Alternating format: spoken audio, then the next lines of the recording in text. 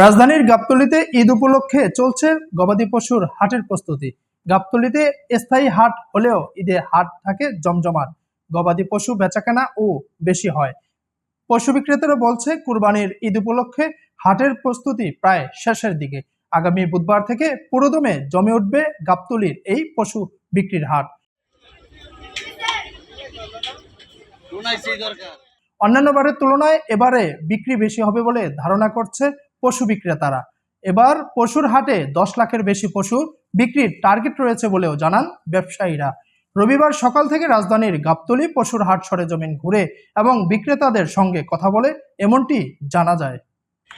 রাস্তা আস্তে কিছু কিছু গরু বিক্রি হচ্ছে, খুব দামি গরু এখনো বিক্রি হয়নি। 1,05,000, 10,000, 90, 95 এই ধরনের গরুগুলা বিক্রি হচ্ছে। বড় গরু এখনো বিক্রি হয়নি, আরও 2-3 দিন পরে এই গরুগুলা ধরেন যে কুরবানিতে ধরবে। গত বছর থেকে তুলনা বেশি হবে ভাই, কারণ যে আপনার জিনিসপত্রের দাম বেশি, তো একটা গরুর খরচের ওপরে ভিত্তি করে। একটা গরুর যখন খরচ বেড়ে যায়, আমি 5,000 একটা গরু কিনুন, আমার পিছিয়ে আরও মনে করেন 7,000 খরচ, তাহলে দামটা বাড়ে না। ও গরুটা কিছুদিন আগে মনে করেন যে 3-4 হাজার একটা মাস গেলে খেয়েছে, কিন্তু 7,000, 8,000 লেগে গেছে একটা গরুর পিছিয়ে খরচ।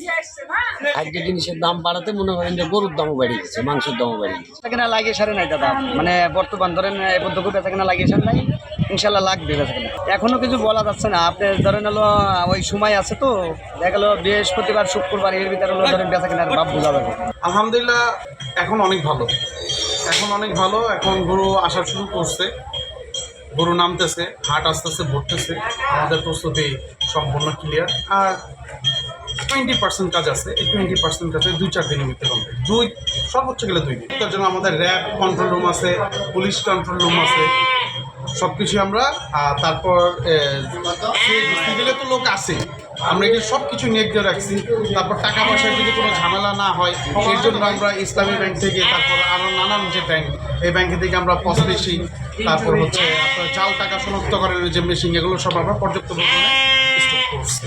সবাই আসবে এবং তাদের জন্য আলাদা আলাদা আমরা সেট আপ করে দিচ্ছি। আলহামদুলিল্লাহ আমার প্রত্যাশা তো অনেক হচ্ছে, এবার অনেক অনেক অনেক ভালো হবে ইনশাল্লাহ। এবং সবাইটা দাওয়াত রইল, সবাই আমাদের হাটে আসেন, হাটে এসে একটু হাটটা ঘুরে যান। আমি গরু কিনতে আসি নাই তো, আমি দেখতে এসেছি। ও আচ্ছা আচ্ছা, আমি আইসি ওই যে ছুরি চাকু করতে আসছি তো, আমি একটু দিকে যাই। বড় মানে কিনবো না।